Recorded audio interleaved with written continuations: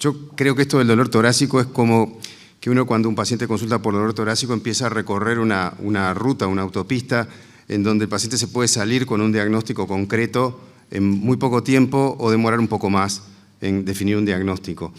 Y específicamente uno que siempre buscamos cuando el paciente consulta por dolor torácico, obviamente es el de síndrome coronario agudo.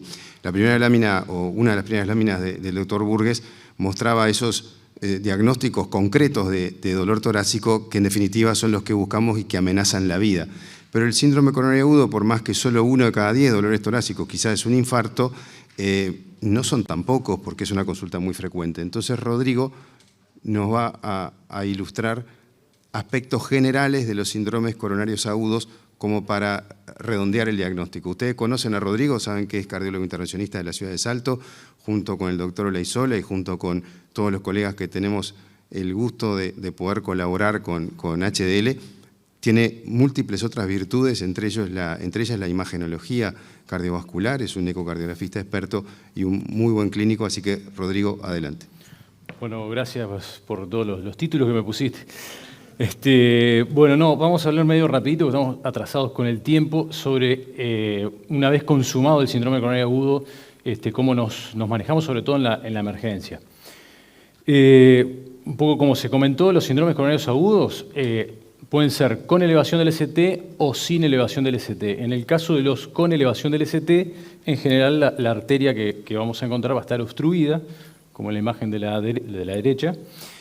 En el síndrome sin ST, la arteria en general tiene una lesión que casi obstruye la arteria. En el con ST, la importancia que tiene el síndrome con ST es que hay que realizar una reperfusión inmediata justamente para aliviar esa obstrucción. En el síndrome sin ST, si bien también esto es importante, los tiempos son un poco más laxos.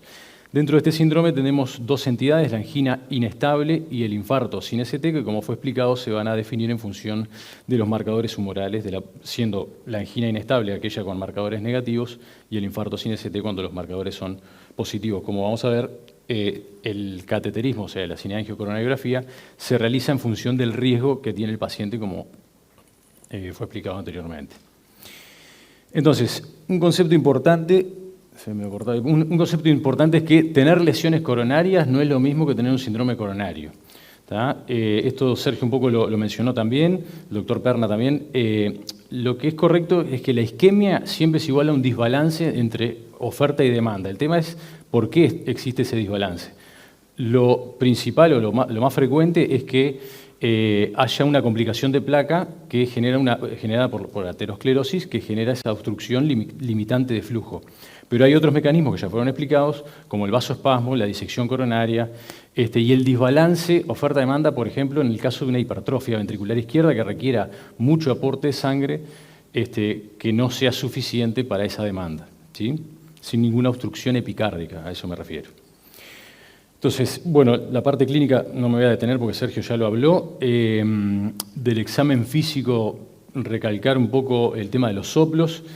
Es importante examinar bien al paciente, buscando alguna complicación mecánica, por ejemplo, pacientes que tengan infartos evolucionados, buscando diagnósticos diferenciales o que puedan ser la causa de los síntomas, por ejemplo, la estenosis aórtica, y buscando otras causas no coronarias, como por ejemplo, no coronarias del dolor, como por ejemplo el tromboembolismo pulmonar, pericarditis u otras causas.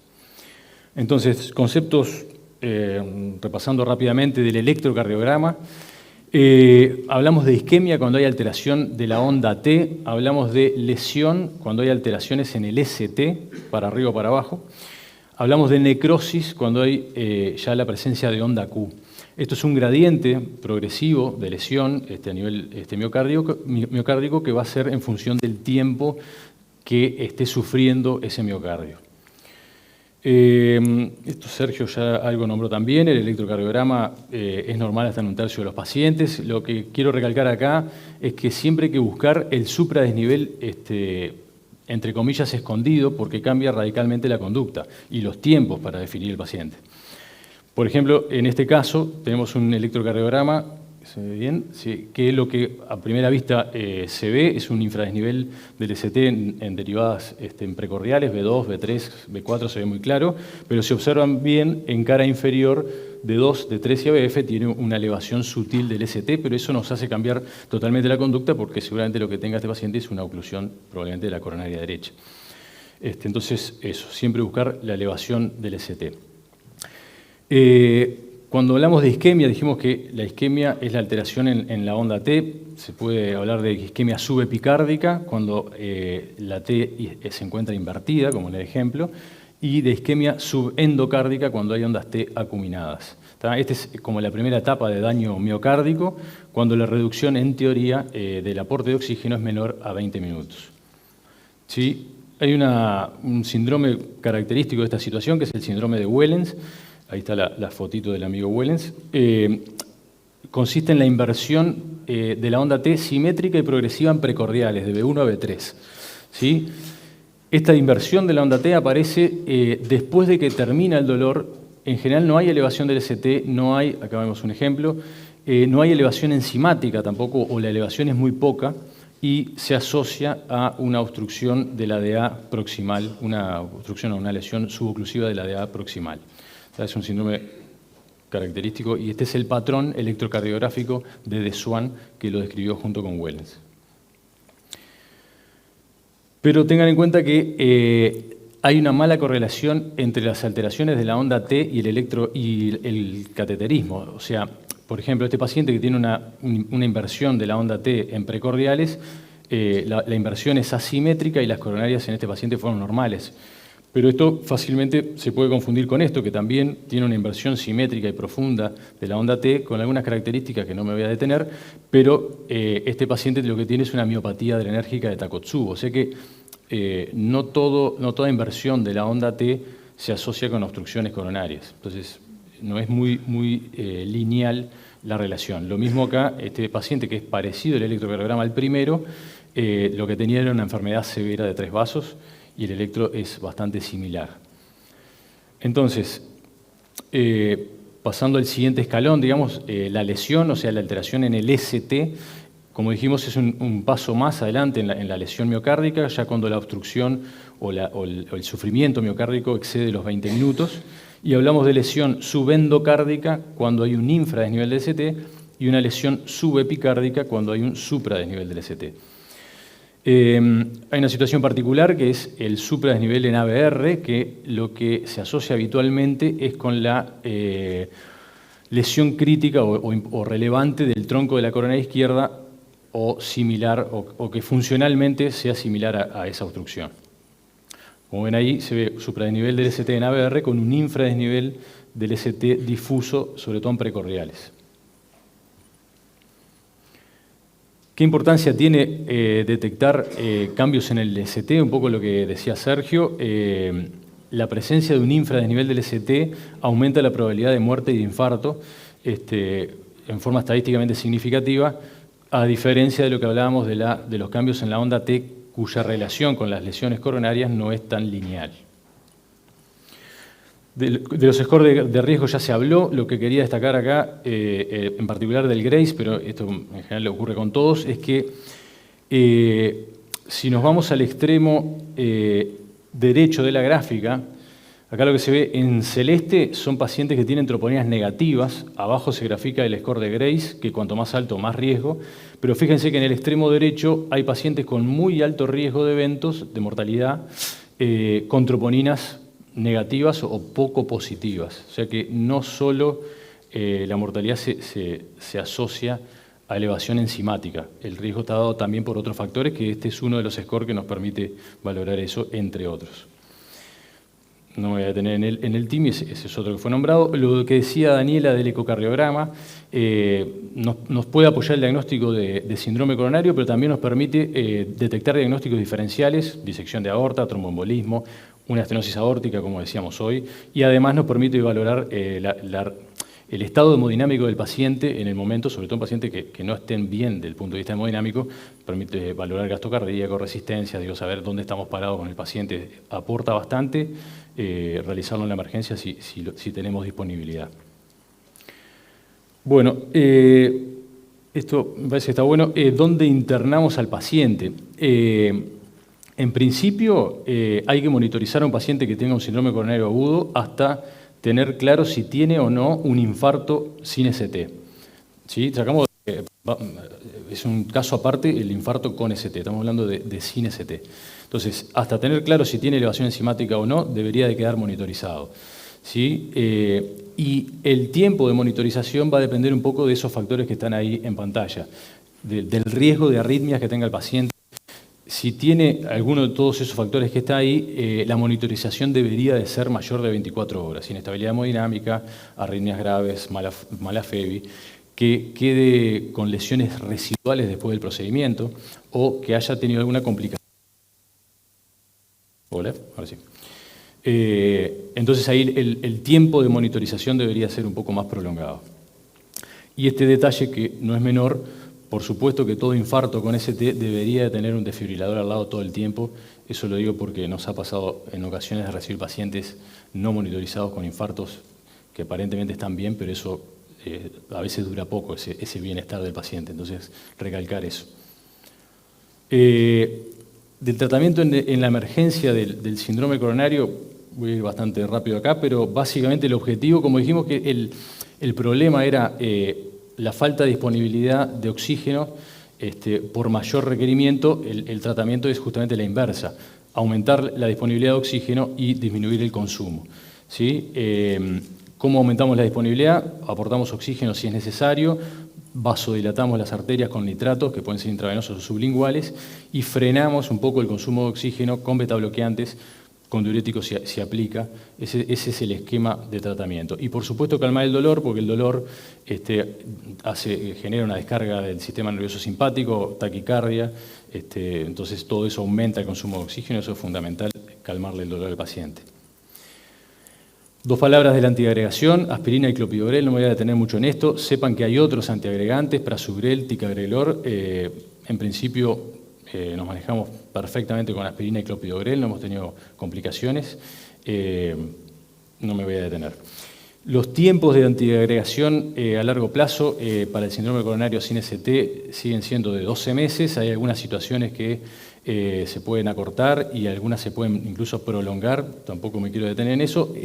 Y ahora sí, quería manejar un poquito este concepto sin ST. En el síndrome coronario sin ST, en función del riesgo que tenga el paciente, van a ser los tiempos y la indicación de cateterismo. Entonces, como se ve ahí, el paciente que tiene riesgo muy alto, que son esas características que se ven ahí, inestabilidad hemodinámica, shock, dolor recurrente o refractario al tratamiento, es decir, que está con todo el tratamiento del paciente y repite dolor, sigue con dolor. Por supuesto que paro cardiorrespiratorio, arritmias graves, ventriculares. Insuficiencia cardíaca que esté claramente relacionada con el síndrome coronario, que ese punto es bastante complejo de dilucidar. A veces tenemos insuficiencias cardíacas con elevación enzimática, no sabemos si es porque es un síndrome coronario o es la falla cardíaca que elevó las enzimas, ese punto no es muchas veces muy discutible. Que la isquemia sea difusa o que haya alguna complicación mecánica, esos pacientes van a estrategia invasiva en forma inmediata, prácticamente como si se tratara de un síndrome coronario con ST. Los pacientes que tienen riesgo alto, o sea, no tienen ninguna de las características de muy alto riesgo, tienen delta troponinas, cambios en las troponinas, cambios dinámicos del ST, paro cardiorrespiratorio sin elevación del ST, ese paciente no tiene tanto apuro por salir corriendo a hacer un cateterismo si no hay elevación del ST, o algún score elevado, debería hacerse un cateterismo, pero ya con un plazo un poco más laxo de 24 horas. Y está el paciente de riesgo bajo, que no cumple ninguna de las otras características, que ahí va a depender la indicación de cateterismo o no, como explicaba Daniela, en función del resultado de estudios que se recomendarían que fueran con imagen. Pasando el síndrome coronario con ST y lo que decíamos de la importancia de su diagnóstico y sospecha, la recomendación es que la angioplastia primaria, si bien es el tratamiento ideal, los fibrinolíticos están indicados en las primeras 12 horas también. ¿De qué va a depender qué vamos a hacer? Básicamente del tiempo que tengamos hasta la disponibilidad de la angioplastia primaria. ¿Sí? Si el tiempo es menor a 120 minutos, 2 horas, entonces nos inclinamos hacia el tratamiento de angioplastia primaria. Ahora, si vamos a demorar más de 120 minutos en abrir la arteria, eso incluye cargar al paciente, llevarlo, que llegue a hemodinamia, que esté el hemodinamista y que se empiece el procedimiento, entonces la indicación es de hacer fibrinolíticos donde se esté. ¿Sí? El bolo de fibrinolíticos, así como para la angioplastia primaria, también debe ser rápido. O sea, una vez que tomamos esa decisión, no podemos estar 1 hora para hacer el fibrinolítico. El fibrinolítico debe hacerse en la puerta de emergencia lo más rápidamente posible. Y la recomendación es que inmediatamente después de hacer el fibrinolítico se traslade el paciente a un centro con capacidad para realizar el procedimiento de angioplastia. Ahí está la recomendación. ¿Por qué es eso? ¿Por qué el traslado inmediato? Porque nosotros no sabemos lo que va a pasar con ese fibrinolítico. Entonces, si nosotros recibimos el paciente con el fibrinolítico recién hecho y el fibrinolítico termina fallando, entonces vamos a hacer una angioplastia de rescate rápidamente. Si tenemos la suerte de que el fibrinolítico funcione, bárbaro, podremos tener un poquito más de tiempo para hacer el procedimiento, pero esa decisión la podemos tomar con el paciente al lado y no tener que esperar a ver si anduvo y someterlo a esa espera en el caso de que falle. Entonces, cuanto antes lo tengamos acá, siempre va a ser mejor para el paciente. A esta estrategia que hablamos de hacer el fibrinolítico y el traslado inmediato se le llama estrategia farmacoinvasiva. Y bueno, esto es un poco lo que quería transmitirles. Repasar un poquito el síndrome coronario agudo con y sin elevación del ST. En el sin elevación del ST, en general, la arteria abierta. El cateterismo en función del riesgo. En el paciente con elevación del ST, en general, la arteria obstruida. Reperfusión inmediata mediante estrategia farmacoinvasiva y siempre buscar la elevación escondida del ST porque nos cambia radicalmente el pronóstico y el tratamiento del paciente. Muchas gracias.